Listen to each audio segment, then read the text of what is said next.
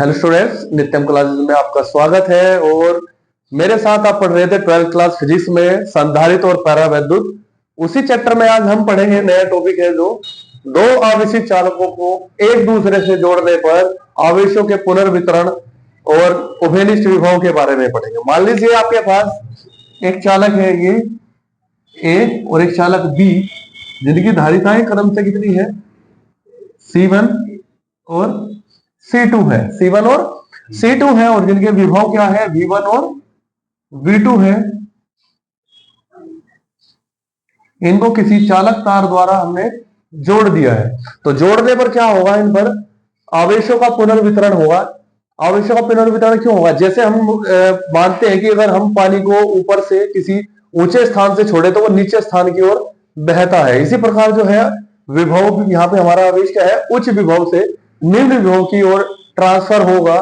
तो जब तक कि दोनों का विभव एक समान ना हो जाए तो दोनों पर क्या होता है, आवेशों का पुनर्वितरण हो जाता है। और जब वो एक आवेश हो जाता है जहां पर आवेश का पुनर्वितरण रुक जाता है, उस विभव को कहते हैं उभयनिष्ठ विभव। तो मान लीजिए अगर पहले संधारित्र को जोड़ने से पहले अगर मैं इसकी बात करूं तो इस पर की जो धारिता है C1, तो C1 इज इक्वल टू हो जाएगा, यानी C1 इज इक्वल टू कह सकते हैं हम क्या होगा, पहले की धारिता है। ठीक है, तो पहले की धारिता अगर C1 है और इसका विभव V1 है और आवेश इस पर क्या है Q1, तो Q1 इज इक्वल टू हो जाएगा C1 V1। ऐसे ही दूसरे की अगर धारिता C2 है, उसका विभव V2 है, तो यहां से मैं कह सकता हूं कि दूसरे पर जो आवेश क्या है वो है C2 V2। और जैसे ही हमने इनको जोड़ दिया है तो जोड़ने पर जो इनका उभयनिष्ठ विभव होगा वो मान लेते हैं क्या है, V है। उभयनिष्ठ विभव क्या है, V है। तो उभयनिष्ठ विभव जिस पर क्या हो जाता है कि दोनों का आवेशों का पुनर्वितरण होता रहे। ठीक है, तो आवेशों का पुनर्वितरण के पश्चात एक ऐसा विभव जिस पर क्या होंगे, दोनों समान विभव पर हो, उभयनिष्ठ विभव कहलाता है। तो यहां से V इज इक्वल टू हो जाएगा, यानी अगर V की वैल्यू निकाले Q अपॉन C, तो यहां से हो जाता है कुल आवेश अपॉन कुल धारिता। तो जैसे ही हमने इसको किसी चालक तार से जोड़ते हैं तो कुल आवेश हो जाएगा हमारा Q1 प्लस Q2 और धारिता हो जाएगी C1 प्लस C2। तो यहां से V की जो वैल्यू आएगी, Q1 की वैल्यू रख सकते हैं C1 V1 प्लस Q2 की वैल्यू जो है वो C2 V2 है और अपॉन C1 प्लस C2। तो यहां से जो हमारे उभयनिष्ठ विभव का जो मान आता है, जो V है, यही हमारा क्या कह सकते कहलाता है, उभयनिष्ठ विभव। अब बात करें कि पुनर्वितरण के पश्चात जो हमारे पास आवेश होंगे वो किस प्रकार वितरित होंगे। मान लीजिए आवेशों के पुनर्वितरण के पश्चात पहले पर जो आवेश है वो Q1 डैश है और दूसरे पर जो है वो Q2 डैश है। कितना है, पहले पर Q1 डैश है और दूसरे पर कितना है, Q2 डैश है। तो जो आवेश होंगे वो किस प्रकार वितरित होंगे, तो Q1 dash is equal to हो जाएगा C1 V, क्योंकि अब पुनर्वितरण के बाद जो उभयनिष्ठ विभव है वो क्या है, V है। इसी प्रकार जो दूसरे पर आवेश होगा वो कितना हो जाएगा, Q2 dash is equal to C2 V। अगर बात करें इनको, डिवाइड करें इनको, तो Q1 dash upon Q2 dash is equal to हो जाएगा, V1 से V1 कैंसिल हो जाएगा तो C1 अपॉन C2। यानी क्या कह सकते हैं कि आवेशों के पुनर्वितरण के पश्चात जो प्रत्येक संधारित्र पर आवेश होगा वो किसके होगा, उनकी धारिताओं का अनुपात होगा। यानी जो उन पर पुनर्वितरण के बाद जो आवेश है उनका जो अनुपात होगा वो किसके अनुपात के इक्वल होगा, धारिता के अनुपात के इक्वल होगा। ठीक है, तो नेक्स्ट में अगर नेक्स्ट टॉपिक है, यहां से पढ़ते हैं कि इसके बाद जो विभव है कि आवेश कितना ट्रांसफर हुआ, आवेश का स्थानांतरण पढ़ते हैं। ठीक है, कि पहले पर आवेश कितना था और जोड़ने पर इन पर जो आवेश हुआ है, तो आवेशों का पुनर्वितरण के बाद हमें पड़ रहा है आवेश की मात्रा, यानी पुनर्वितरण के बाद आवेश की मात्रा। तो हमें इसमें क्या कर सकते हैं कि इस पे अगर हमें निकाल लो कि इसने कितना ट्रांसफर करा है, तो जितना यहां से ट्रांसफर होगा उतना ही तो बी ने क्या किया होगा, आवेश लिया होगा। तो अगर हम एक का ही निकाल लेते हैं, मान लीजिए जैसे पहले मानते हैं कि Q1 पर आवेश क्यों, तो Q1 था, लेकिन पुनर्वितरण के बाद कितना हो गया है, Q1 डैश हो गया। तो स्थानांतरित आवेश की मात्रा क्या आ जाएगी, Q1 minus Q1 dash, Q1 minus Q1 dash. तो यहां से Q1 की जो वैल्यू थी वो क्या थी, C1 V1 और माइनस अगर Q1 डैश की वैल्यू करें तो वो क्या आ जाएगी, C1 V। तो यहां से अभी हमने उभयनिष्ठ विभव की वैल्यू पढ़ी थी, वो क्या थी, वो थी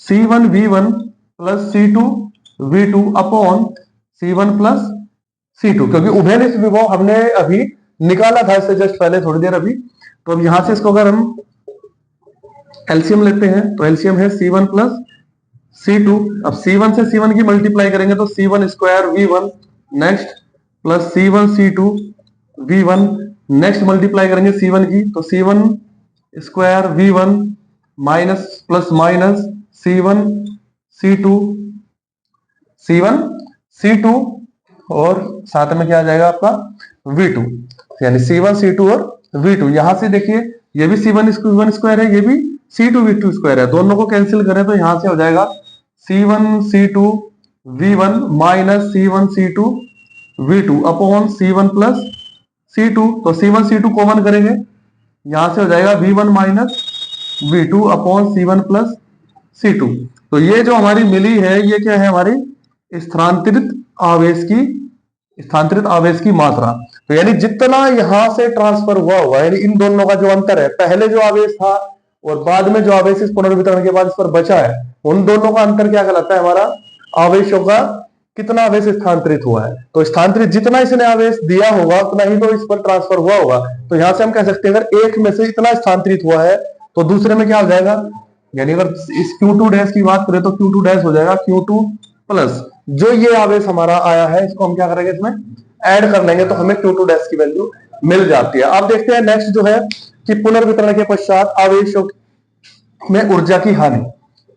नेक्स्ट टॉपिक है हमारा कि आवेशों के पुनर्वितरण से ऊर्जा में हानि होती है या फिर लाभ होता है। तो वो चीज हम चेक करेंगे कि आवेशों के पुनर्वितरण के बाद ऊर्जा में ह्रास। ठीक है, तो जैसे कि ह्रास लिखा हुआ है तो यहां से हमें क्लियरली हो रहा है कि कभी जैसे ही हम किसी दो चालकों को जोड़ते हैं तो उसमें हमेशा जो ऊर्जा है ऊर्जा की हानि होती है। क्यों? क्योंकि जब भी हमें स्कूटी चालक तार से जोड़ा जाता है तो किसी चिंगारी के फलस्वरूप या फिर उष्मा के फलस्वरूप कुछ ना कुछ ऊर्जा इसमें व्यय हो जाती है, जिसके कारण हम कह सकते हैं कि चालकों को किसी चालक तार द्वारा जोड़ने पर हमेशा ऊर्जा की क्या होती है, हानि होती है। तो अगर मैं पहले बात करूं कि जोड़ने से पहले प्रत्येक की ऊर्जा, अगर बात करेंगे इसकी, ये U1 इक्वल टू हो जाएगा आपका, या फिर जोड़ने से पहले चालक की स्थितिज ऊर्जा, पहले चालक की हमने स्थितिज ऊर्जा निकाल ली है। ठीक है, यानी जोड़ने से पहले जो हमारा एक पहला चालक है, यानी चालक ए की स्थितिज ऊर्जा अगर हम निकालते हैं वो कितना हो जाएगा, 1/2 C1 V1 square, 1/2 C1 V1 square. अगर दूसरे की बात करें तो दूसरे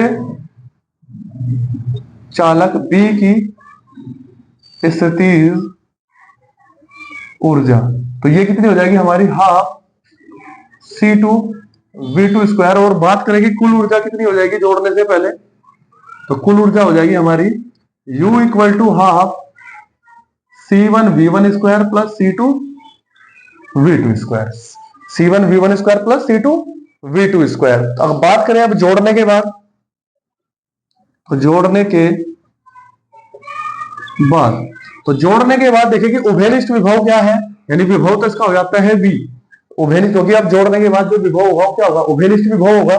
और कुल धारिता जो हो जाएगी वो आपकी क्या हो जाएगी, C1 प्लस C2। कुल धारिता कितनी हो जाएगी, C1 प्लस C2। तो यहां से मैं लिख सकता हूं कि जो इसकी ऊर्जा होगी U डैश वो इक्वल टू हो जाएगी हाफ C1, यानी यहाँ पे जो C था यानी C1 V1 प्लस C2 हो जाएगा, और उभयनिष्ठ V है तो V का स्क्वायर। तो यहां से इसको मैं लिख सकता हूं कि हाफ C1 प्लस C2 और V1 यानी उभयनिष्ठ विभव की जो वैल्यू होती है वो क्या आती है, C1 V1 plus C2 V2 upon C1 plus C2 का होल स्क्वायर। अब देखिए यहाँ पर जो C1 प्लस C2 है इसकी पावर 1 है और यहाँ पर जो है वो 2 है। तो मैं इसको अगर सोल्व करता हूं तो मुझे मिलता है half C1 V1 plus C2 V2 का square upon C1 plus C2। तो यहां से मुझे पहले ऊर्जा निकालनी है और बाद में ऊर्जा निकालनी है। अब हमें ऊर्जा की हानि निकालनी है। हानि निकालनी है तो दैट मींस क्या है कि जो पहले वैल्यू है और जो बाद की वैल्यू है, यानी पहले वैल्यू ज्यादा होगी और बाद में क्या हुई होगी, कम, तभी हम कह सकते हैं कि ऊर्जा की जो है वो हानि हुई है। तो यहां से अगर मुझे निकालना है कि ऊर्जा की हानि के लिए, तो मैं लिख सकता हूं delta U delta U is equal to आपका हो जाएगा U minus U dash, U minus U dash, U की वैल्यू आपकी है half C1 V1 square plus C2 V2 square, और इसमें से आपको माइनस क्या करना है, minus half C1 V1 plus C2 V2 upon C1 plus C2 का होल स्क्वायर। ठीक है, अब यहां से क्या करते हैं, हमें इनका एलसीएम लेना है और इसको सोल्व करना है। तो यहां से एलसीएम लेते हैं, हाफ C1 प्लस C2 इसका एलसीएम हो जाएगा। तो यहां से अगर मैं बात करूं, पहले C1 की मल्टीप्लाई कर लेते हैं, C1 स्क्वायर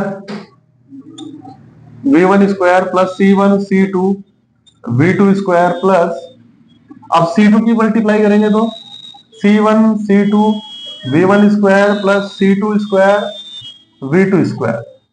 ठीक है, अब नेक्स्ट माइनस, अगर ये होल स्क्वायर है तो होल स्क्वायर इसका खोलेंगे तो क्या हो जाएगा, C1 square V1 square plus C2 square V2 square और plus 2 C1 C2 V1 V2। Next इसको एज इट इज लिखेंगे, C1 C2 V1 square plus C2 square V2 square. अब माइनस है तो सारे जो साइन होंगे ब्रैकेट के वो चेंज हो जाएंगे, यानी C1 square V1 square plus sorry minus C2 square V2 square और minus 2 C1 C2 V1 V2 upon C1 plus C2। अब देखिए जो सेम क्वांटिटी है उनको हम क्या करेंगे, ऐड करेंगे या सब्ट्रैक्ट करेंगे अकॉर्डिंग टू द सिचुएशन। देखो C1 V1 स्क्वायर पॉजिटिव है और यहाँ पे क्या है, नेगेटिव है, तो दोनों क्या होंगे, कैंसिल आउट हो जाएंगे।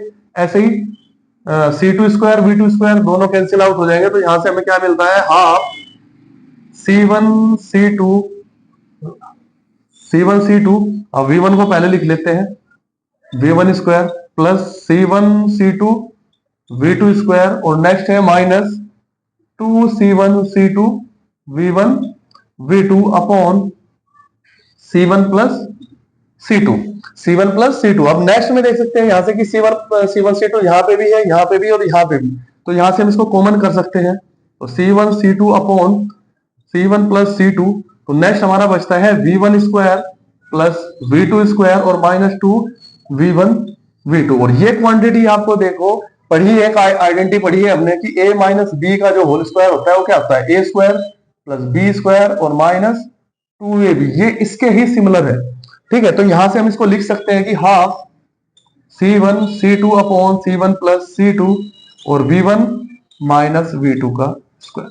तो यहां से देखिए ये जो डिफरेंस है यानी V1 और माइनस V2 का जो डिफरेंस है और उसका स्क्वायर है, मान लीजिए अगर ये अंदर से नेगेटिव भी आती है यानी पॉजिटिव आती है तब भी स्क्वायर पॉजिटिव, यानी ये क्वांटिटी ऑलवेज पॉजिटिव रहेगी। अगर नेगेटिव भी आती है तो नेगेटिव का स्क्वायर भी क्या होता है, पॉजिटिव होता है। तो दैट मींस ये टोटल जो क्वांटिटी होगी वो आपकी पॉजिटिव है, यानी डिफरेंस हमारा पॉजिटिव आ रहा है। तो इस प्रकार कह सकते हैं कि ऑलवेज क्या होती है, पुनर्वितरण के बाद जो हमेशा होता है ऊर्जा का ह्रास होता है। ठीक है, तो आशा करते हैं कि ये जो टॉपिक है आपको अच्छे से समझ आया होगा, इसको आपने एंजॉय किया होगा। और नेक्स्ट वीडियो में मिलते हैं संधारित्र के न्यूमेरिकल्स के साथ। कीप वॉचिंग नित्यम क्लास। धन्यवाद।